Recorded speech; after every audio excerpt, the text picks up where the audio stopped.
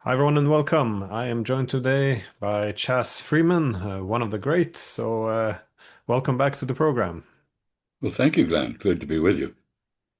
So, uh, Today I want to discuss with you the diplomatic path of the United States at the moment. I couldn't think of anyone better to speak with on this topic, as of course you're the former Assistant Secretary of Defense. You had a key role in designing or a NATO-centric European security structure after the Cold War, and also you've been stationed everywhere it seems, from Asia to the Middle East. Indeed, as the ambassador of the United States to Saudi Arabia as well.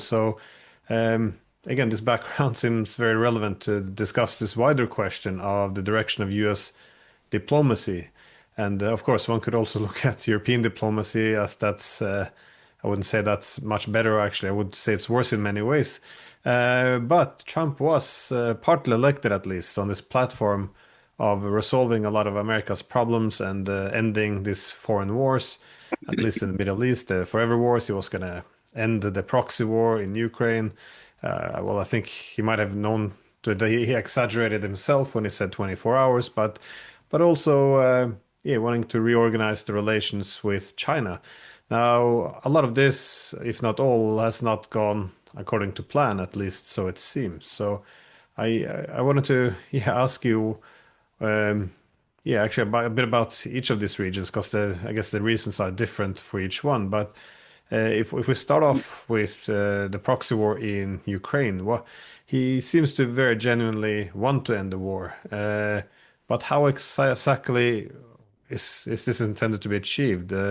What is it that it's trying to do versus what it's actually able to do? Well, that's a very simple question, of course. And as for why I was all over the place, I just couldn't keep a job, I guess. So I ended up serving in many places.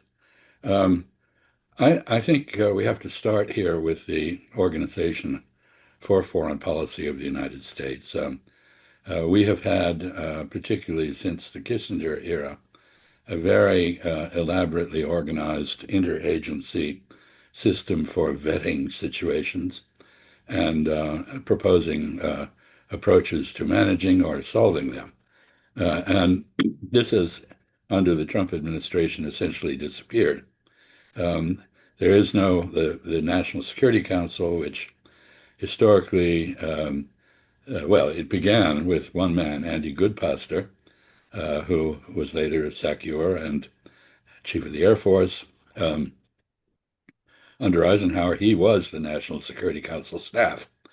Kennedy expanded that to 6 people, famous names, McGeorge Bundy, Walt Rostow, and so forth.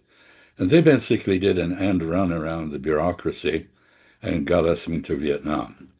And by the time the Kissinger-Nixon era ended, there were 48 staffers in the National Security Council. By the time Obama left, and it was around 600, many of them off the books on temporary assignments from other agencies. And it became utterly unwieldy, and its functions changed from the two that it had, which were first coordination of policy and monitoring of its implementation by agencies, and second, um, the occasional conspiracy with members of the permanent establishment to change policy. A good example being Nixon's opening to China, which was accomplished by Kissinger working with people outside the normal channels, official channels. I was one of them on the China desk at the time. And he simply bypassed the Secretary of State and the whole bureaucratic organization to change the course of the ship of state. Anyway, we have come to a point now where the function of the National Security Council seems to have evolved to be to protect the president from the domestic political consequences of foreign policy, not to devise strategies for solving problems or advancing American interests, of course, defending American interests, but doing so basically to avoid uh, embarrassment at home. And um, most discussions in National Security Council meetings have focused more on how to manage the Congress and domestic opinion, what they can get away with in those terms, rather than a purposive approach to strategy and tactics in foreign affairs. So there is no coordination, there is no conspiracy going on between the White House and the permanent government. Permanent government is, in fact, being savaged, progressively expertise eliminated. The new test for hiring government employees involves a loyalty examination, loyalty to Mr. Trump and his ideas, such as they are. So at home, we don't have the coherence. We don't have the mechanism for synthesizing a national interest from special interests. And very often special interests can prevail. And that's directly relevant to the negotiations that are going on under Mr. Witkoff, the all-purpose amateur diplomat, with Russia, with the Israelis and Hamas, with Iran, and so forth, so far blessedly not China. However, the pattern that has emerged is that Mr. Witkoff, who is a very intelligent man who learns from listening to people and is apparently a good negotiator, at least in the real estate context, and listens to the opposition, let's say Vladimir Putin, and draws certain conclusions, offers suggestions of what might be offered by the United States to address Mr. Putin's concerns, and then goes home and has everything he said renegotiated by contending factions within the Trump administration, all of whom have the ear of the president, who is rather erratic and persuadable it's said, by the last person to speak with him. And Mr. Trump, who is directing all this personally, does not avail himself of the intelligence community's understandings of foreign affairs. He meets once a week on Wednesday to hear a briefing. He doesn't read the presidential briefing report that is prepared. Vice President Vance apparently does read that carefully and asks good questions, but Mr. Trump doesn't. And so he comes into decision-making without the benefit of an expert counsel, with the burden of various prejudices and biases and erroneous assumptions that he has. And as I said, Mr. Witkoff, although he has Mr. Trump's confidence, can be overruled by domestic factions. We've seen that in the case of Ukraine. We've seen it in the case of Gaza. We've seen it in the case of Iran. And we can go through that, each example. In the case of Ukraine, which you asked about 100 years ago before I began this rant, in the case of Ukraine, the president basically appears to have started, and Mr. Witkoff started, on the basis of Western propaganda, attributing all sorts of objectives and motives to the Russians that they don't have. So that basically the Russians assume to be wanting to conquer all of Ukraine, absorb all of Ukraine, which we know is not the case. They have the capability to conquer all of Europe, which they've demonstrated in Ukraine they don't. The answer to all this is a ceasefire. Well, there are a number of problems with that. The losing side, which is the one we're on, does not get to impose a ceasefire on the advancing side, which the Russians are. So this has not gone anywhere. But beyond that, it doesn't address the questions that the Russians have posed consistently for almost 3 decades, the end of the Cold War. What sort of architecture in Europe, what sort of security architecture can reassure Russians and Western Europeans alike against the threat that each poses to the other? Can Ukraine, if for such an architecture to work in the Russian opinion, Ukraine must be neutral, as indeed it proclaimed it was at its independence. And finally, of course, there is the issue of the Russian-speaking population and the other minorities in Ukraine who were deprived of their linguistic and cultural rights after the 2014 coup.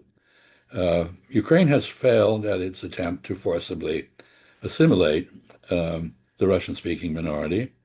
I don't know about the Hungarian-speaking minority or the Romanian or Bulgarian-speaking or Polish-speaking minorities, but it has not succeeded.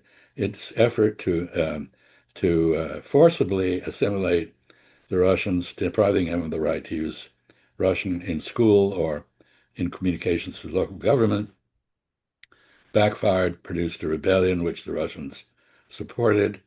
And the Russians have basically taken that issue off the table by annexing Lugansk, Donetsk, Zaporizhia, and Kherson. And they now threaten, if the war continues, to perhaps extend those annexations. Clearly, just to finish up this part of it, there is no desire on the part of the Russian-speaking majorities or substantial pluralities in the areas that Russia annexed to be subjugated by Western Ukrainians who forced them to speak Ukrainian and abandon their mother tongue. That is not going to happen, and Russia is not going to ask them to rejoin Ukraine in a subordinate status. So that issue has been pretty much a waste of time in terms of the negotiations. It's been decided on the battlefield. The question of whether Ukraine should be neutral or join NATO was actually addressed and agreed at Istanbul in March and April of 2022, right after the Russian invasion. But the Ukrainian government, under the influence of the United States, UK, and NATO, has adamantly refused to reiterate a pledge to be neutral and sought to continue to seek, until very recently, admission to NATO, or at least the right eventually to join NATO. And the final issue is the most important, and that is, how can we craft a peace in Europe that does not rest on the division of Europe and confrontation between the Russians and everybody else? And we've been refusing to address that question, in no small measure because while the United States has gone rogue in terms of diplomacy, and we do things without consulting with allies that deeply affect their interests, we have not gained the support of the Europeans for an end to the war on that basis. So to sum all this up, in order to end the war in Ukraine, you have to address the broader question of peace in Europe and Ukraine's position in that. And we have not done so.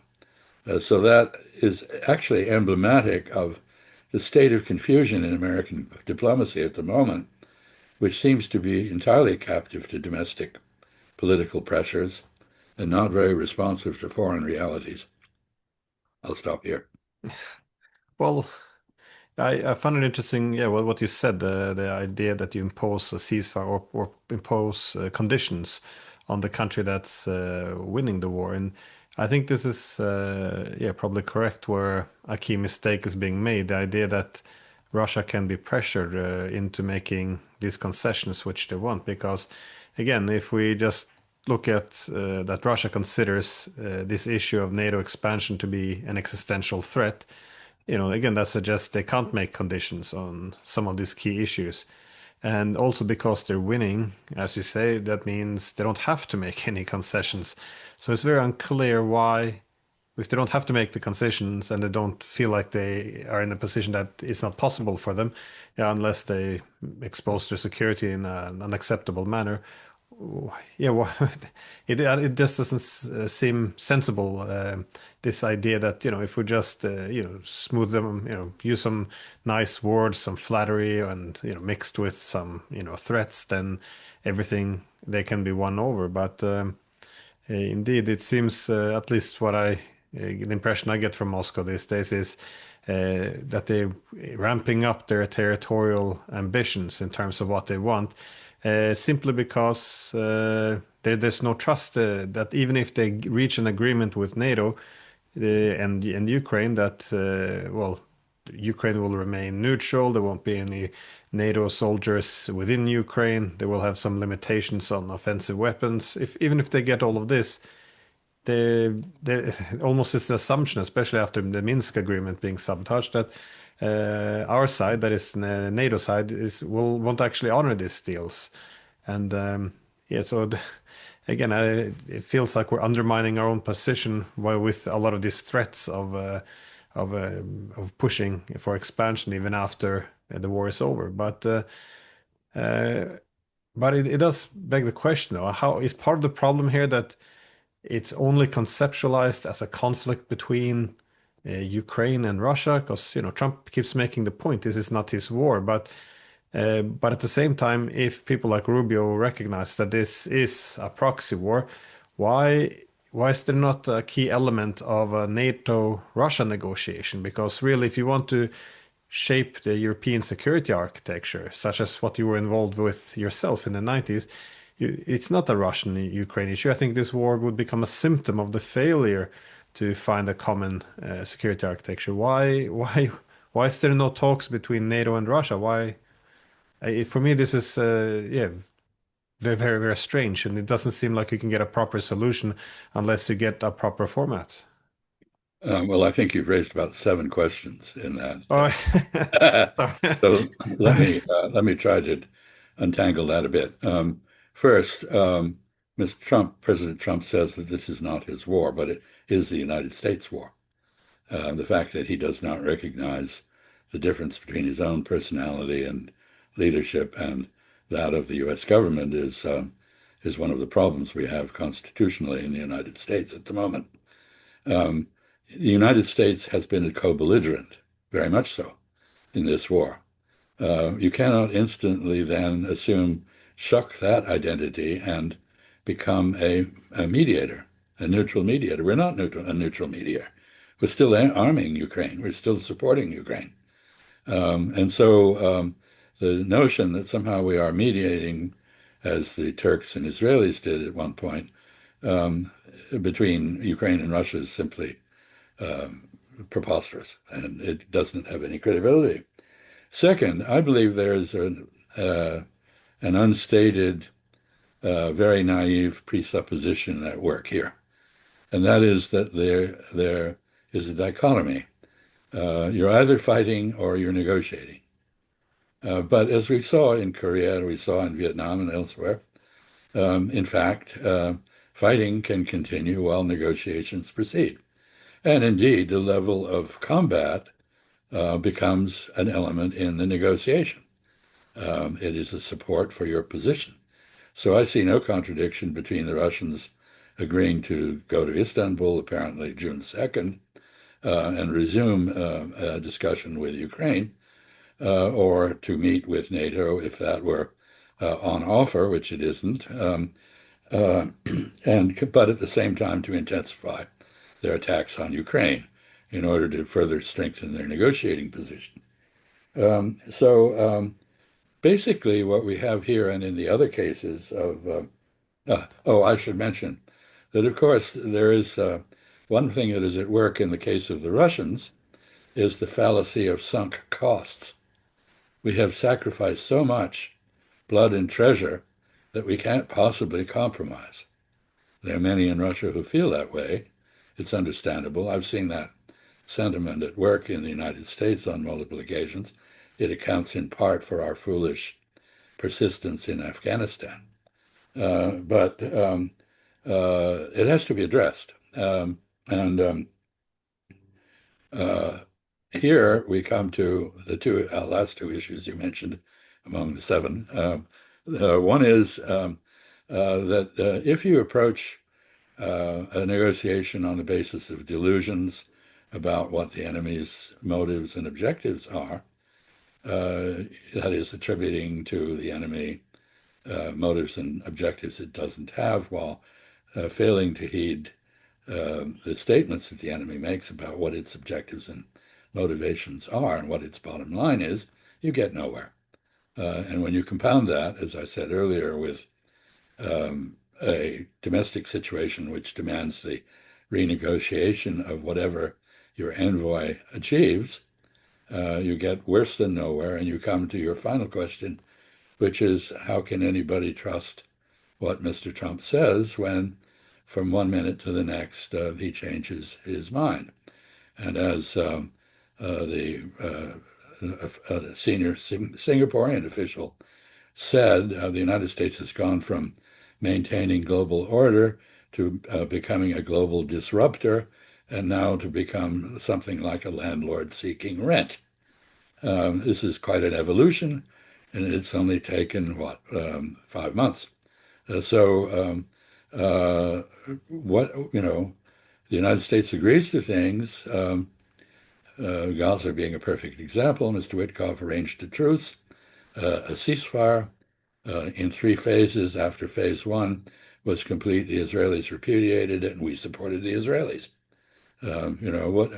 What sort of mediation is that? So I think there's a serious problem of lack of confidence in the word of the United States, because Mr. Trump doesn't regard himself as the United States. He regards himself as President Trump. And his word apparently doesn't even bind him, let alone the U.S. government.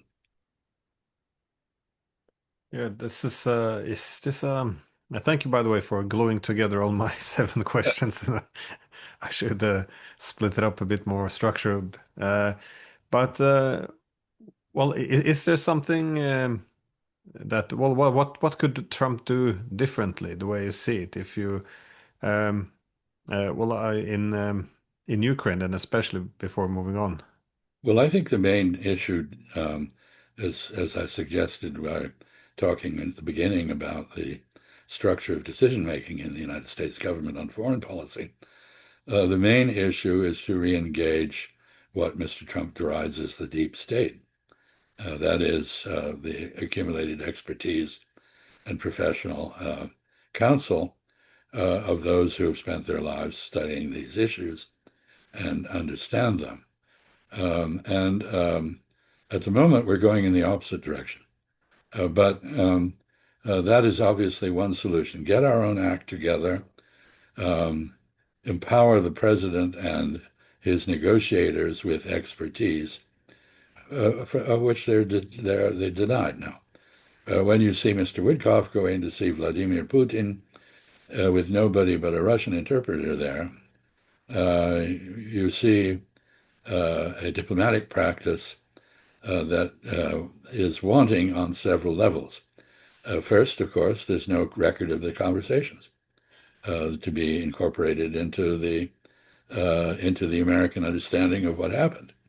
Mr. Witkoff listens to Mr. Putin and says to Mr. Trump, the president, this is what I heard. Maybe he heard it accurately, maybe he didn't. But that's one problem. You're not engaging the government, you're engaging Mr. Trump's personal envoy with no record of the discussion. Second, there's the issue of lack of counsel for Mr. Witkoff. Nobody can pass him a little note saying you've misinterpreted that, and you need to reframe your discussion accordingly, which is a normal practice in negotiation. There's no ability to break for a consultation with a group, a staff group. And the third problem, of course, is reliance on the other side's interpreters means that some of the nuances you may have intended to convey will not get through because those interpreters are not aware of your negotiating position if you have a formal one, or your thinking on the issue. So this is a very amateurish way to approach things. I don't wish to denigrate Mr. Witkoff. I hope he succeeds, but I don't envy him because the position he's been put into is rather anomalous. And then he has to go back to Washington and defend what he concluded after speaking to Vladimir Putin, or for that matter, Foreign Minister Araqchi, the Iranian foreign minister, or Hamas spokesman, or Prime Minister Netanyahu. And this is a filter. It puts too much burden on him. If you have a number of people in the room who are taking notes and listening, then you have the ability to stand your ground in a discussion back home. Yes, indeed, he did say this. Yes, indeed, he did mean that. Yes, indeed, there is this opportunity. Um, but Mr. Witkoff is all by himself. And, when he's a real estate billionaire, he's used to making decisions on his own, of course, as President Trump has been. But this is a perversion of normal government practice, and it doesn't work. It seems that part of the problem, though, is well, I think first of all that Trump's experience in the first administration, that the permanent government, as you call it, or yeah, keeping some of the status quo in place, that he saw this as undermining yeah, his government. So it seems that he's trying to yeah drain the deep state, as say, but which has the very unfortunate consequence of also draining yeah, the people with expertise. But this whole division now between the America firsters and the neocons, it does seem that it's the American firsters wanting more, I guess, a more modest role for the United States in the world, so it won't exhaust its resources, so it won't provoke a collective balancing by, China, Russia, all these countries together. While on the other side, you have the more neocons seeking, yeah, security through global primacy. But it does appear that a lot of the tensions are between these two groups. And indeed, even people like Marco Rubio, it doesn't seem like he's chosen quite which camp he's in, because he repeats a lot of the ideas of the America First ideas, that you have to readjust to multipolarity. On the other hand, he still has a lot of the mentality of, if we just knock out this country, we couldn't be back, on top of the throne. But did you see, or do you see it in a similar way, or how can you understand, I guess, this disorder? Because is this a Trump thing, or is Trump the symptom of it? I can't always make sense of it. Trump is the battleground between these two factions. His basic instincts are restraint in foreign policy. He does, I think, want peace. In order to get peace, however, he's going to have to rely on people whose loyalty he will have to earn.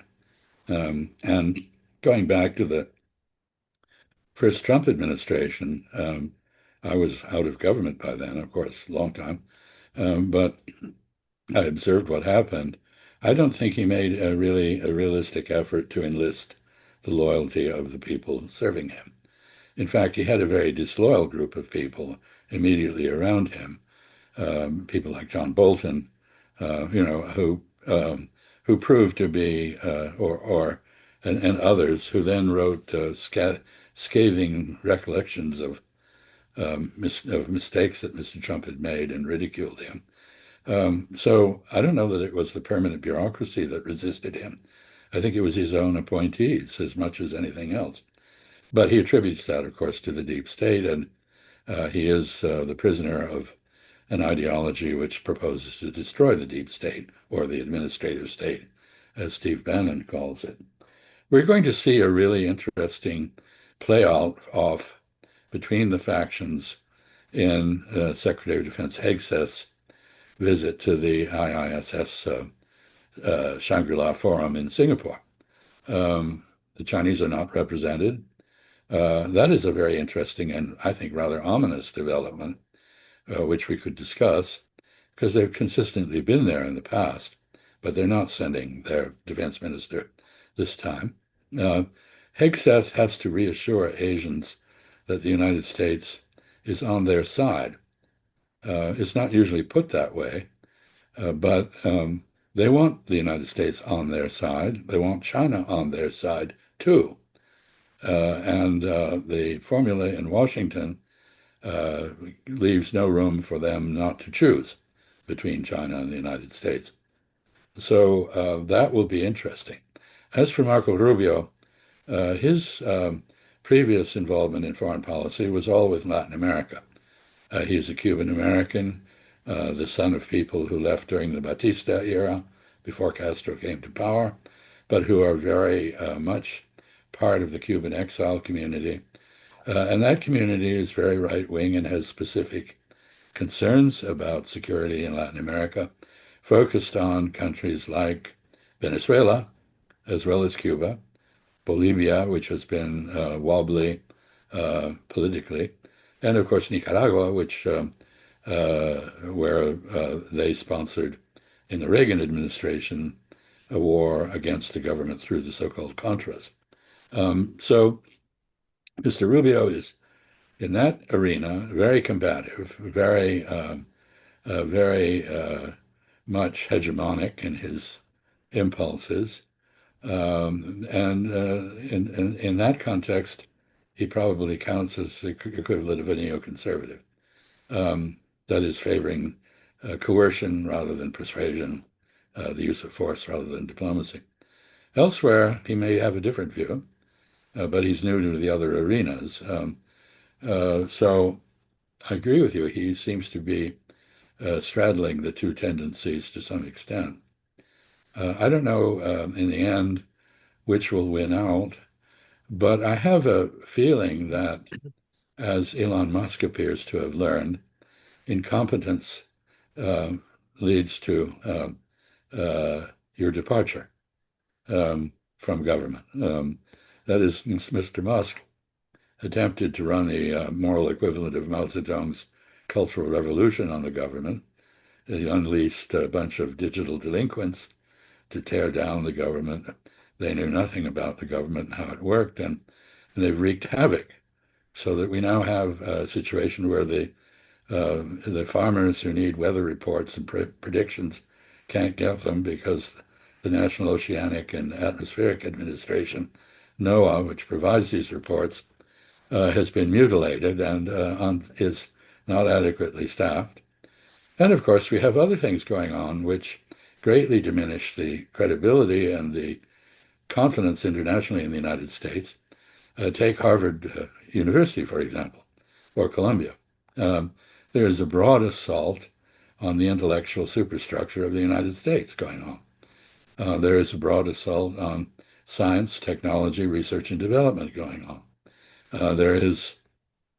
We're seeing faculty members from prestigious universities seek to leave the United States to find the ability to practice their arts in Europe or in China or in Canada or Australia or somewhere else. And so the United States is engaged in multiple acts of self-sabotage. This is not reassuring, and Mr. Hegseth has a difficult task ahead of him in Singapore to convince people that if he says the United States is going to stay in Asia, that we will, in fact, in the long term, have the capacity to do so. That is now in doubt. So this is not a pretty picture. Yeah, this is another thing, a contradiction, I guess, that on one hand, we see Washington strong-arming countries like Japan and yeah, also Taiwan is being strong-armed, but at the same time, Washington needs them for a coalition, if you will, against against China. So it is a bit uncertain. Yeah, what is the grand strategy behind the whole thing, which the other strategies are organized under? There's no grand strategy at all, and there's not not very even a reassuring at all. strategy. You know, I mean, if you have a strategy requires certain elements. First of all, you have to have clear objectives. You have goals that you plan to achieve. Second, you have to devote the resources to the achievement of those goals that makes their achievement feasible. And third, you have to be persistent, and you can't move the goalposts around. You have to stick with it. And none of these factors now prevail. This is again going back to the question you asked at the outset about diplomacy, negotiation, and so forth. We're seeing the goalposts in negotiations moved all over the field, while the negotiation's going on. So nobody's sure on the other side what the United States wants. there is a lot. We now have a Japanese delegation coming again to the United States to try to negotiate a trade deal with us, or at least that's the moniker, the label on the visit. In fact, I think the relationship with Japan is itself is being renegotiated. But and that is pretty important because there really is no American ally more cooperative and supportive than Japan has been. So, they've not joined us on the battlefield as the Brits have, but when an aircraft takes off from an airbase in Japan, the Japanese do not ask where it's going or what it's loaded up with. That's pretty accommodating. Anyway, the last time the Japanese sent a trade delegation, they came to Washington, they met their counterparts, and their counterparts greeted them with, "What have you brought us?" Tribute, you know, um, imperial tribute. And the Japanese then said, "Well, what is it that you need or want?" And the American side apparently wasn't able to explain that coherently. So this is the problem. No strategy, no clear objectives, no persistence, the resources devoted to the objectives are entirely coercive, which does not persuade allies or friends or partners in particular to be cooperative. In fact, it incentivizes them to seek alternatives to dependence or interdependence or reliance on the United States. So this is a process that's going on. And, as the Singaporean said, the United States looks like a landlord seeking rent rather than a statesman seeking to advance the interests of partners as well as his own. Yeah, so if yeah, strategy is establishing objectives and outlining possible means to achieve those, I think that's what I heard about the Japanese as well, that they were confused because they saw the means towards this and was yeah what they refer to as extortion, but even to what ends, what their counterpart wanted, they were also again surprised that they're willing to go to extortion, but they weren't clear what they actually wanted from them. So it's I guess this whole thing. Well, what can you give us? I think this is a yeah not a good way to manage a relationship. But I heard something somewhat similar. I was yeah like about 3 weeks ago in Iran, and I was at the nuclear facilities there and all, and spoke to some diplomats. But their their their impression was some of the same that they had heard from Marco Rubio that yes, you have to limit the enrichment degree of enrichment for your civilian nuclear program, but then Trump comes along. He says no, everything has to be dismantled, even the civilian ones, because you have oil, but the nuclear program has other well even if they have sufficient oil, you still want a mix of energy. They still use this for medical,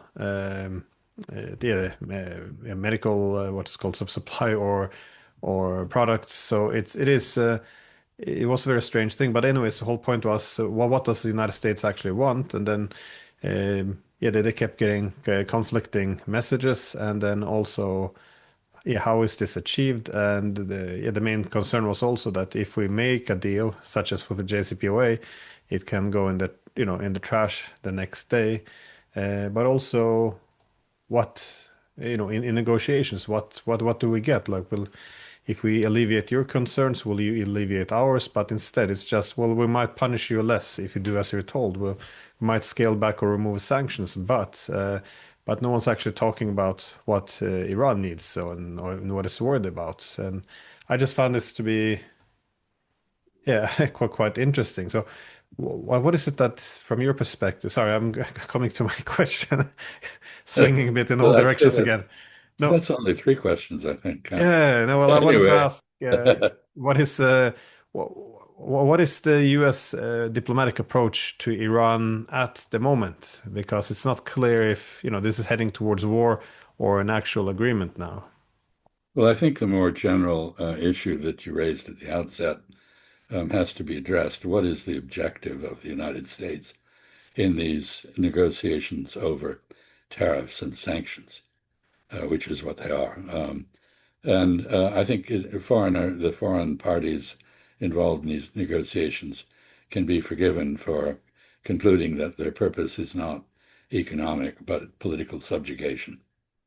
And that is to say, this is a power play, not a trade policy. It is the objective is to have everybody acknowledge the supreme leader as Donald Trump and the United States in its hegemonic role. But the world, of course, as we've discussed before, is moving beyond not just unipolarity, but into what I call a multinodal framework in which medium-sized countries, middle-ranking powers, and smaller countries regain agency and freedom of maneuver. And it is not a case of superpower G3 or something like that emerging. So I think that's the first problem, that there's no coherent economic objective. The objective does seem to be political subordination. And not surprisingly, a country like Iran is not prepared to accept that, given its history. Second, you made the point, I think it's a very important one, that when countries have agreed with the United States on an interim solution of some sort, they get no reward at all for that. Basically, they give and the United States takes, and they don't get a clear benefit. And this reflects the third point I would make, and that is the Trump technique is to do something absolutely outrageous that causes a huge problem for everyone, and then after a while back off a bit so that it's just merely outrageous, not absolutely outrageous, and the problem has been reduced somewhat, but it's still vastly worse than where everybody began. And he claims that's the solution. Well, this is not very much of an incentive for countries to yield elements of their sovereignty or offer a kowtow to the United States. In the case of Iran, finally, Mr. Witkoff appears to have understood and agreed with the notion that the Iranians put forward, that enrichment to the 3.67% level, which is adequate for nuclear reactors and power supply, as well as the medical uses you mentioned, would be okay. But then he went back to Washington and was overruled, in effect, by the Zionist lobby. He is himself a Zionist, as he's demonstrated in the cockamamie negotiations between Hamas and Israel. But I think he was embarrassed by that, and he had to correct himself and say, no, it has to be an entire elimination of enrichment. Well, the Iranians are not going to accept that. And so, for many reasons, among others, a legal reason, the Non-Proliferation Treaty gives them the right to enrich. That is a right under international law. And the United States proposes unilaterally to take it away from them. And I think, therefore, this is an intrusion into their sovereignty and a violation of their place in international order, and they won't accept it. I think there's, I wrote a book which I gather is used in some diplomatic training academies and things, called Arts of Power, Statecraft and Diplomacy. And I opened the book with a discussion of the hierarchy of interests, because people throw around terms like vital interest of so-and-so and so-and-so, but they don't measure the intensity of the interest. And the supreme interest, in my view, is the independence and cultural identity of a nation. A nation will sacrifice everything for that. A vital interest is an interest that bears importantly on the security and well-being of the state, but is not necessarily existential, as the first supreme interest is. A strategic interest is an interest that, if neglected, will evolve into a challenge to vital interests. And finally, they're just interests. We want to have our nationals treated properly when they go to Norway and not be mistaken for Swedes and suffer prejudice from Norwegians. This is an interest of the United States, I suppose. but it's not very compelling, and we certainly wouldn't go to war over it. So I think we're not thinking clearly. In the case of Iran, um, sovereignty, identity, cultural integrity are the supreme interest, and they're simply not going to sacrifice that. They can make compromises on other things, but not on that. Um, and so if you don't recognize that, you are engaged in an exercise in futility. There was a Chinese colleague of mine who made a point that even if there was demands which could be met, it would be dangerous to accept them because then, well, if, from his perspective, then Trump would come back for more if you show weakness. Sure, So it's kind of this concern as well that there's not a negotiation to establish a new mutually acceptable status quo, but rather this gradual incrementalism or salami tactics to see what you can squeeze and then come back again the next week for more. Whether this is true or not, at least that's the perception that they had been left with, which obviously influenced the extent to which trust is there and a deal can be made. Um, but on the Iranian thing, I think it seems to me a key problem would be that everything is packed together because if there was a nuclear deal and the main purpose, the objective, again, key objective leading the whole thinking here and negotiation is no nuclear weapons, then I think that this you can make a deal with the Iranians because they say we don't want a nuclear weapon and we're willing to have the inspections.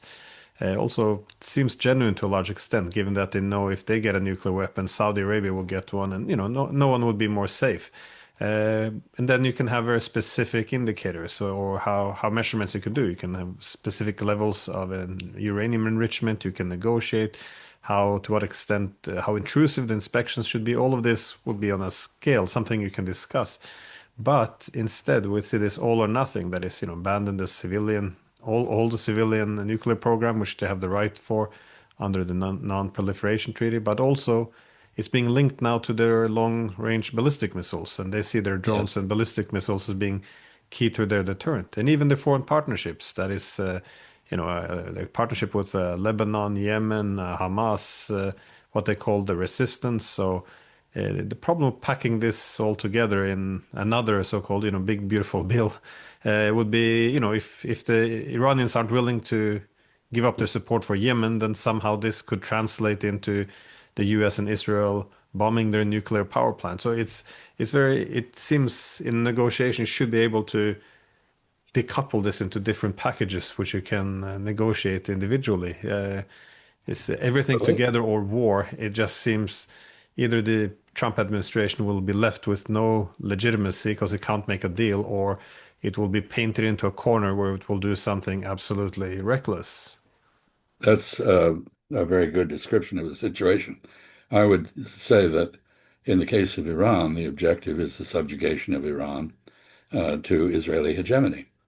And the United States is basically, once again, proving to be an instrument of Israeli statecraft rather than a vindicator of its own interests. I mean, the interests of the United States would be well served by bringing Iran into the family of nations and resuming a trade and investment relationship with Iran, promoting Iranian peace with others in the region, rather than than insisting that Israeli hegemony in the Levant, which has been achieved militarily, be extended throughout West Asia. So I would note also that the Iranians do appear to be quite flexible. They appear to have offered that the enrichment program could be joint with Saudi Arabia, which would set an automatic constraint on it and address the question of non-proliferation that hangs over all this. If Iran does gain a weapons capability, which it has, which frankly it's only days away from doing at this point, the Saudis will definitely follow, and so will the Turks, and probably the Egyptians. And we will have a wave of proliferation in the region, which is good for no one. And of course, the great irony in all this is that we're jumping up and down and hysterical about Iran possibly gaining the very capability that Israel gained clandestinely, um, and which it retains, and which no one speaks about because it's taboo to talk about the Israeli nuclear arsenal. And the Israeli nuclear arsenal, judging from the Israeli behavior in other military areas, is not much constrained. I mean, if there is a country on the planet that is likely to use a nuclear weapon in war, I would say the biggest candidate is Israel. Yet we say nothing about that, and nobody talks about making West Asia a nuclear-free zone, which would be a very good solution for the problem. And Israel will not trade off its nuclear arsenal for Iran's. So Israel is in a position of demanding that Iran, demanding through the United States that Iran disarm itself and its nuclear capabilities, sever its relationships with resistance elements in the Arab world who are resisting Israeli hegemony, occupation, and expulsion, ethnic cleansing, and genocide. Um, and the United States is backing this. This isn't very attractive if you're an Iranian. In fact, it's quite beyond the pale of possibility. So the real question, it seems to me, is why do the Iranians continue to turn up in Rome and Muscat? And the answer is, the same answer that was given in 1001 Nights about, training the horse to talk, the emperor might die, the horse might learn to talk, anything's possible. Don't stop the process. And so Iran is very committed, it seems to me, to diplomacy, but I'm not clear that the United States is, given Israeli interests, which have openly advocated an American attack on Iran in conjunction with Israel for decades. This is Mr. Netanyahu's favorite song, and he's singing it again. I'm not sure that focusing on focusing on disarming Iran is really much of an answer to peace and stability in West Asia. No, it seems as if the only reason Iran hasn't been bombed yet is exactly because it has a military deterrent, that is the Yeah, missiles and the drones. But this is also the very flawed approach to diplomacy through threat, which it doesn't really work in disarmament, because either you give up your military deterrent or will bomb you. It sends some mixed signals there. Why wouldn't you I don't think want your deterrent if you're I being don't threatened? think I don't think the signal is mixed at all. I think it says surrender or die. And the pride of nationalism in every context, and not just Iran, in the case of Israel, of course, suggests that there will be no surrender. Israelis are quite determined to do what they are committed to do, which is to empty Palestine of Palestinians. They're not going to stop. And at the moment, they've just called up 450,000 reserves to complete the subjugation and extermination of Palestinians in Gaza. The United States has conspired with them to create a cockamamie scheme for feeding stations, 4 feeding stations for 2 million people, feeding stations that serve as bait for Palestinians to come forward, be identified as hostile to Israel, and taken away if they don't starve on the way to the feeding stations. This is an atrocity. It is evil, and yet the world is only beginning to address it, and they're not addressing it seriously. I mean, we have whining as usual, and people wringing their hands while sitting on them. Nobody does anything. And it's perfectly obvious what has to be done to stop this, namely to sanction Israel. And yet we won't do it. So much for international law, so much for the humane values of the European Enlightenment, um, and so much for diplomacy. We probably should end here, I think. Yeah, no, just yeah, final thought was I think this is a common theme across all these efforts to that the diplomacy doesn't seem to be genuine. At least when I see the Europeans in Ukraine, I don't see them actually wanting to end this. I think they want to pause. When you look in Gaza, Iran, they're just looking more for excuse or shaping narratives as opposed to actually being dedicated for the stated objective of ending these conflicts. But as you correctly said, we run out of time. So yeah, I want to Well, thank you again for your time. And not at all. I think the idea of diplomacy as spin is exactly right. Thank you. thank you.